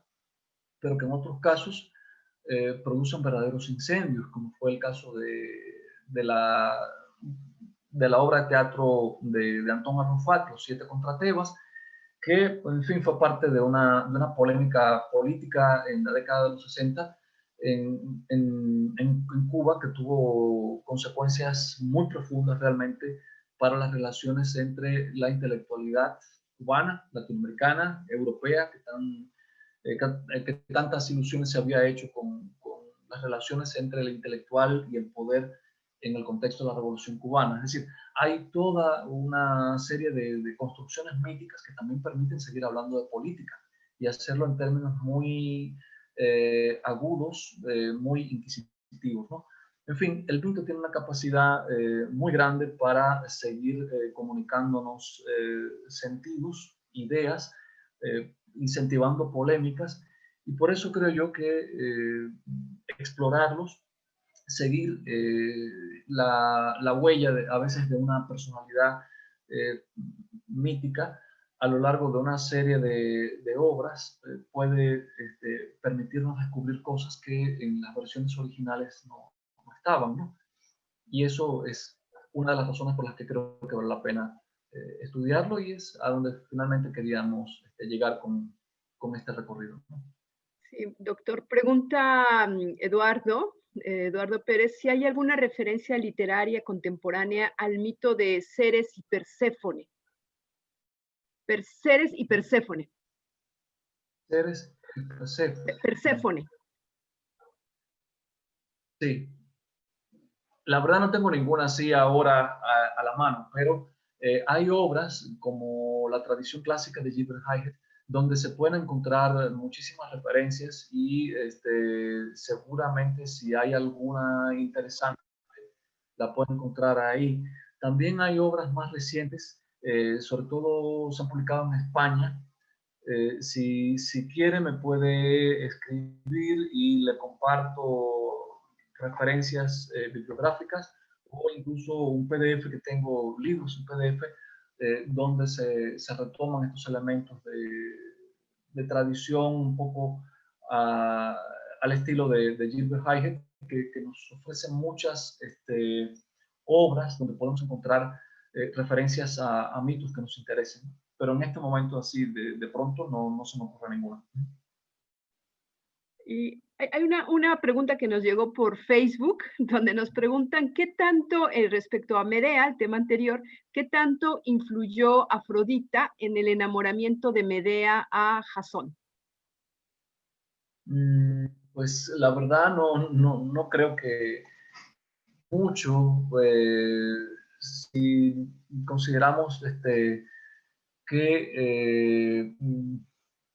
Medea pues tenía sus propias artes para lograr seducir a Jasón, tenía ese conocimiento de la magia que le podía dar a Jasón lo que exactamente él quería en ese momento, que era una ayuda mágica. Aunque su enamoramiento fue total, ¿no? Es decir, fue una pasión como una pasión de estas que dominan la voluntad, digamos. Sí, exactamente. Y este mismo preguntan, ¿qué tan pertinente es hacer un análisis con perspectiva feminista sobre los mitos griegos? Me parece que usted ya ha hablado de unas reescrituras, ¿no? Reescrituras contemporáneas que son feministas, ¿no? ¿Qué opina usted? Sí, exacto. Yo pienso que depende también de quién escribe el texto, de qué ideas se puedan encontrar en otros lugares. Si se trata, por ejemplo, de una escritora como Aline Peterson, que dice abiertamente que es feminista, pues supongo que se justifica plenamente, ¿no? Si se trata de una obra escrita por un hombre, habría que tener mucho más cuidado, porque no creo que a muchas feministas les haga ninguna gracia que se diga que un escritor hombre adopta una perspectiva feminista, ¿no? Yo creo que en todo caso ahí sí habría que adoptar una postura sociológica, contextualista, culturalista. Hay que ver quién escribe el texto, qué sujeto hay detrás de ese texto, qué ideas acerca de la mujer, del género, existen en ese texto para evitar, digamos, un desenfoque, ¿no? Y a la larga también una lectura que no va a recibir ninguna aceptación de parte del público al que supuestamente podría interesarle, ¿no? Gracias, doctor. Me parece que con eso también responde a Luis Def, que preguntaba sobre si se corría el riesgo de ser anacrónico al hacer interpretaciones, digamos, con posturas ideológicas como el feminismo, dice él, ¿no? Sí, bueno, pero sobre eso yo quisiera hacer una aclaración. Las lecturas de género que yo hice, o desde perspectiva más o menos de género, porque tampoco soy crítico feminista, las hice de las obras contemporáneas, en particular de La Noche de las Hormigas y de La Medea de Christa Wolf. no se me ocurriría hacer una lectura feminista de la tragedia de Eurípides, de la Medea de Eurípides, ¿no? Yo sé que eso se hace con frecuencia, pero cuando uno profundiza un poco más en el conocimiento de Eurípides y de su contexto y de los discursos que había de tipo crítico en torno a Eurípides, incluso desde otros géneros literarios como la propia comedia griega, creo que sería bastante arriesgado decir que Eurípides defendía o atacaba a las mujeres, que son las dos acusaciones que siempre se le han hecho, ¿no? Yo en mi discurso nada más me refería, digamos, posiciones de género, tratando sobre estas dos novelas contemporáneas, escritas por sujetos mujeres, dos escritoras, que en ambos casos son autoras de otras obras centradas en personajes mujeres y que han hecho declaraciones a favor de las posturas de género, ¿no? Pero no, ni loco se me ocurriría hablar de feminismo en relación con Eurípides o con Hesíodo, no, ni loco, porque la tradición griega de tipo misógino es ampliamente conocida y se puede arrastrar en muchas obras de la literatura griega. La misoginia entre los escritores griegos no es un mito, es una realidad constante que uno se encuentra en una obra y en otra y en otra y en otra. Para muchos escritores griegos y romanos también, la mujer es simplemente una desgracia con la que hay que cargar, hay que alimentarla. Entonces, ese tipo de discurso yo creo que haría más que indeseable cualquier posición de género a favor de la mujer, en todo caso, sino para marcar el rechazo, la misoginia, ¿no? Pregunta Mare Valdés si conoce usted el Orfeo de Marta Rivapalacio. No, lamentablemente no. Si puede compartirnos en el chat la referencia, creo que nos informaría no solo a mí, sino quizá a otros que tampoco lo conozcan. Muy bien. Pues se nos acabó el tiempo, doctor, de estas 3 sesiones. Muchísimas gracias por sus comentarios y esperamos recibirlo en algún momento de manera presencial acá en el Tecnológico de Monterrey. Nos dará muchísimo gusto. Muchas gracias. Seguiremos en contacto y le mandamos un abrazo. Muchísimas gracias.